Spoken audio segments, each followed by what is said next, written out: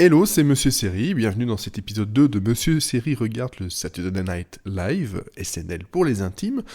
Un épisode qui, je vous le dis tout de suite, était de meilleure qualité que le season première. Et tant mieux parce que franchement, commencer une saison avec 2 épisodes pas top, ça aurait été un peu dommage et un peu triste pour la suite. Épisode où on retrouve en guest et en host Phoebe Waller-Bridge, désolé, j'ai un peu bafouillé, voilà, qu'on connaît surtout pour Fleabag, et aussi voilà, les Emmy qu'elle a gagné dernièrement, et niveau musique, on avait Taylor Swift. Bon, Taylor Swift, je vais pas m'attarder là-dessus, c'était très bien, c'était très correct, bon, on sent qu'on essaie d'attirer un public peut-être un peu plus jeune avec les deux invités musicaux de ces 2 premiers épisodes. Alors, qu'est-ce que j'ai retenu ? Alors déjà, je vais vous faire une petite liste rapide de ce qu'il y a eu dans cet épisode, en dehors du classique Weekend Update. On a eu un sketch qui s'appelle Kaylee, Crystal and Janetta, qui fait partie des pires de l'épisode, sans être non plus une catastrophe absolue. On a eu du Royal Romance, je reviendrai là-dessus, de War in Words, William and Lydia, c'était une suite d'un concept déjà vu par le passé. On a eu Another What's Wrong with the Picture, on a eu Mike Pence et en cold open pour voilà, le impeachment, parce que forcément, en ce moment on ne parlera que de ça. On a le Midday News qui était assez excellent, Love Island aussi qui était franchement drôle. Et en sketch coupé parce que par manque de temps, ça, il faut savoir que ça arrive assez fréquemment. Il y a eu le Tampax Secrets, donc voilà, je vais revenir un peu là-dessus. Globalement, mon impression sur cet épisode, c'était... j'étais content qu'il y ait moins l'aspect politique dans les sketchs. Hein, on était moins dans ces multiples sketchs avec tous les politiciens, les débats et les impeachment. On a eu forcément... un cold open là-dessus, et c'était un bon choix parce que ça fonctionnait vraiment bien. Mike Pence et l'apparition aussi de Matthew Broderick en tant que Mike Pompeo était bienvenue. C'était drôle, c'était assez bien joué. Après, c'est vrai qu'encore une fois, c'est le genre de sketch que si on n'est pas dans la politique américaine, ouais, on rigole peut-être pour les situations, mais pas tellement pour les petites inside jokes et ce genre de choses. Donc ça, c'est à noter. Le côté politique était plus du côté du Weekend Update, où là, on a eu quand même pas mal de news sur les réactions de Trump, ce genre de choses. Quelques news à part qui étaient très drôles aussi, bien écrites. Et surtout, 3 invités à la table du Weekend Update. Hein, donc voilà, ce sont des news, mais de temps en temps, il y a des petits invités qui viennent expliquer quelque chose. Et on a eu donc le sénateur Elizabeth Warren qui expliquait un peu sa façon de trouver de l'argent pour sa campagne de 2020. On a aussi Chen Biao qui, donc, pour la guerre voilà, commerciale entre les États-Unis et la Chine, joué donc par Bowen Yang. Qui franchement est surprenant de confiance en lui, de rythme. C'était vraiment bien écrit, c'était vraiment drôle, bien joué, pas un truc de travers. Non, franchement, c'était très cool. Plus sympathique justement par rapport à ça. Le 3e petit personnage invité dans ce Weekend Update, c'était Mort Fellner, qu'on avait déjà vu par le passé, et qui vient parler des super centenarians, donc c'est-à-dire des personnes qui ont au-dessus de 100 ans et qui font des choses encore, voilà, qui sont importantes dans la vie des États-Unis. Bon, ça prend une tournure un peu spéciale, mais c'était mignon et drôle. Voilà, franchement, c'est quelque chose à noter, qui est léger, mais ça passe très bien. Mais vraiment, c'est le côté Chen Biao qui là envoyé quand même beaucoup de lourd et beaucoup de pics dans tous les sens. Et c'était bien senti, et c'était vraiment bien joué, donc ça fait plaisir. Donc globalement, voilà, c'était un weekend update de bonne facture, avec peut-être un peu trop de Trump encore dedans, mais je pense que tant qu'il ne sera pas en impeachment total et quand ça ne sera pas réglé, je pense qu'on en aura encore plein. Et on en aura encore plein. Sinon, niveau sketch, on va aller du pire au meilleur. On va faire dans ce sens-là, on va finir sur une note positive.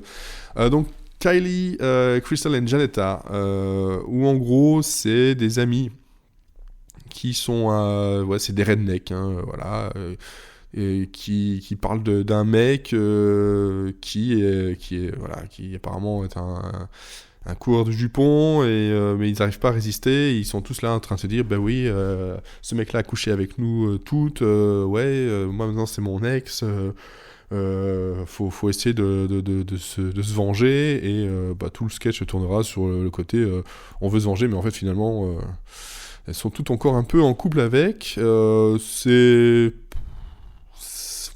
pas forcément super bien joué. On retiendra que justement Phoebe Waller-Bridge joue un super accent redneck. Ça change de l'accent de son accent anglais. C'est étonnant, mais ça, voilà, c'est pas non plus excellent. Par contre, ce qui était excellent pour Phoebe, c'était son monologue, hein, donc d'avant show, où là, voilà, on avait quand même un truc très centré sur les parties génitales finalement, mais pas que. Sur la comparaison entre aussi les États-Unis et l'Angleterre, mais bon, ça on va le voir dans quasiment tous les sketchs de l'épisode. Voilà, c'était vraiment très très bien rythmé, pas gênant et drôle. Donc voilà, je pense que toutes les parties génitales sont toujours patientes, en train de m'écouter aussi, donc c'est assez bizarre comme image. Ça, c'était pour le monologue qui est à voir. Ensuite, dans ce que moi j'ai bien aimé, il y a The War in Words, William et Lydia. Et en gros, qu'est-ce que c'est ? C'est un soldat qui est pendant la Seconde Guerre mondiale, qui écrit des mots à sa femme. Et la femme répond, et ça prend une tournure aussi très bizarre, hein. On se dit, on va juste avoir des lettres de romance, et puis en fait, ça devient gênant, drôle, glauque par moments, avec des moments de franc rire. C'est bien rythmé, c'est bien fait. C'est le genre de sketch qui fonctionne très bien, même en dehors du show en tant que tel. Donc ça fait toujours vraiment plaisir, et les deux comédiens étaient vraiment très très bons dessus. C'est à peu près 7 minutes, mais on ne sent pas le temps passer, et même si c'est vrai qu'on avait déjà eu un peu la même chose avec Claire Foy dernièrement, bon, ça marche toujours, et il y a toujours un petit côté, on sait comment ça va finir, on sait vers où ça va, mais on l'attend avec impatience, et c'est assez cool. Sinon, Another What's Wrong with This Picture, un petit jeu télévisé présenté par Kenan Thompson, où en gros on montre une photo et il faut qu'il trouve juste ce qui ne va pas dedans, genre voilà, le gars joue au basket mais il a un ballon de foot, et les trois candidats sont complètement à côté de la plaque, et à croire qu'ils le font exprès. Donc c'est drôle, et c'est assez drôle de voir Kenan Thompson réagir en fait à toutes les réponses des candidats. Encore une fois, voilà, c'est le décalage, on sait vers où ça va aller. Parfois ça aurait pu être les images qui étaient un peu bizarres, mais non, c'est vraiment là, en général les jeux dans le SNL, quand ils font des petits jeux dans ce genre-là, c'est souvent les candidats qui sont bizarres, et on a toujours la réaction un peu drôle du présentateur, qui est très souvent d'ailleurs Kenan Thompson. Pourquoi ? On n'en sait rien, mais c'est comme ça, c'est toujours appréciable. Sinon, Love Island, c'est de montrer que même en Angleterre, ils ont des émissions de télé-réalité où on voit des gens pas forcément très évolués, et avec des accents qui vont dans tous les sens, des blagues sur les accents, pas mal, les accents d'Irlande, d'Écosse. C'est rigolo, c'est attendu. Il y a des moments bien sentis, c'est bien rythmé, mais c'est pas non plus le plus extraordinaire, mais ça passe bien. Amy Bryant qui sort d'un pouf et galère pour le faire, c'est assez drôle. Même le fait que même entre eux ils n'arrivent pas à se comprendre à cause de leurs accents, c'est vraiment bien écrit. peut-être est-ce que parce que le première de cette saison n'était pas top que je trouve tout vraiment très bien, mais non, globalement, on avait un épisode très sympathique. Toujours dans le côté, voilà, comparaison aux États-Unis, Angleterre, il y avait Royal Romance où en gros Kenan Thompson jouait le rôle d'un ancien acteur de blaxploitation qui en fait aurait eu une relation avec une princesse de la famille royale anglaise, et on nous montrait justement comment ça avait fonctionné, que c'était quelque chose de pas habituel, que il y avait une confrontation entre sa culture et la culture anglaise.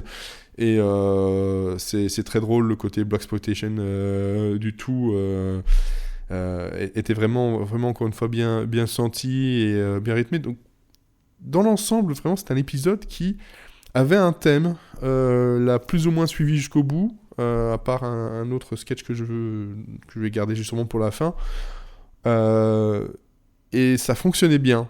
On va dire que c'était attendu, mais les comédiens étaient dedans. Ils étaient à fond dedans, il y avait du rythme, contrairement à l'épisode, le premier épisode de la saison, où la plupart des sketchs tombaient un peu à plat parce que ils n'étaient pas vraiment dedans, on n'avait pas l'impression qu'ils se marraient vraiment ou qu'ils étaient un peu gênés. Là, on avait aussi de temps en temps des limites, des petits fous rires, et ça fait toujours plaisir à voir parce que ça... Voilà, peut-être que c'est... Même si le sketch est mauvais, le fait qu'il y ait cet amusement rend le tout agréable à suivre. Donc ça, c'est vraiment plaisant. C'est ça que j'aime bien aussi dans SNL, c'est que parfois ils savent que finalement leur sketch est pas top, mais voilà, ils s'amusent à le faire et ça marche. On est dans la connivence et ça fonctionne vraiment très très bien. Et dernier sketch qu'il y a eu donc ce soir-là, enfin pas dernier dans l'ordre, mais dans le dernier que je vous donne, c'est le Midday News. Donc c'est une journal d'actualité où ils sont 4 à présenter ça, donc l'après-midi, et c'est une petite guéguerre, on va dire, du... Tiens, c'est un blanc qui a fait ce crime-là, non, c'est un noir qui a fait ce crime-là, et ils essaient de savoir lequel va en faire le plus. Ça donne un peu le côté pari sur le fait que, tiens, ça je suis sûr c'est un noir qui l'a fait, et c'est vraiment, vraiment top. Encore une fois, ça fuse assez vite. Là aussi, on a aussi la connivence un peu des petits sourires, des petits trucs, ils essaient d'un peu cacher le rire. Mais je trouve que le pic politique et culturel fonctionne vraiment bien dans le côté sketch mélange justement des races, et souvent ce côté du comment dire, beaucoup de journaux ont tendance à insister sur le fait que cette personne a fait ce crime-là parce qu'il était noir ou parce qu'il est plus rarement parce qu'il était blanc. Le fait qu'ils jouent de ça et qu'ils sont ensemble, justement, on sent que ça va être un peu dans ce sens-là, parce qu'il y a une répartition de 2 journalistes blancs, 2 journalistes noirs, même le gars de la météo s'y met. C'était franchement drôle à voir. Là, c'est le genre de sketch qui fonctionne même chez nous, tristement, mais voilà, ça fonctionne chez nous parce que ça n'insiste pas sur le côté politique. Donc un épisode, globalement, qui politiquement accessible pour tous, et pas uniquement très américano-centré. De toute façon, Saturday Night Live, c'est la culture américaine, on le sait, mais la politique, c'est pas toujours très simple à comprendre, et ce qui fait que parfois, certains sketchs tombent un peu à plat pour nous, parce qu'on n'a pas forcément toutes les clés en main pour les comprendre. Sinon, il y avait le petit sketch coupé par manque de temps, c'est donc le Tampax Secrets, qui est en gros une espèce de pub. C'était le digital short qu'on peut avoir de temps en temps, où là, en gros, c'est le moment gênant où on a besoin d'un tampon pour ses menstruations, et c'est un peu gênant de le demander en plein cours, comment on peut faire, et grâce à Tampax Secrets, en fait, ils cachent des tampons dans tout et n'importe quoi. Ça commence avec une crotte de chien, il y a une souris, il y a même un tampon qui est caché dans un disque DVD du Cosby Show. Voilà, c'est plein de petits pics comme ça, c'est peut-être un peu longué pour ce que ça propose. La fin est sympathique. Voilà, j'ai vraiment bien aimé, j'ai bien apprécié, c'était drôle, décalé, et un peu glauque par moment, mais peut-être un tout petit peu long dans le descriptif. de certaines choses, on a compris. Voilà, on a compris que ça se cachait dans un peu de tout. Mais c'était pas désagréable. Pourtant, ça ne durait que, je crois, 2 minutes de mémoire. Je vérifie ça tout de suite. Voilà, 2 minutes 6. Et pourtant, j'ai trouvé que ça aurait pu gagner peut-être, allez, 20, 30 secondes pour que ce soit plus efficace encore.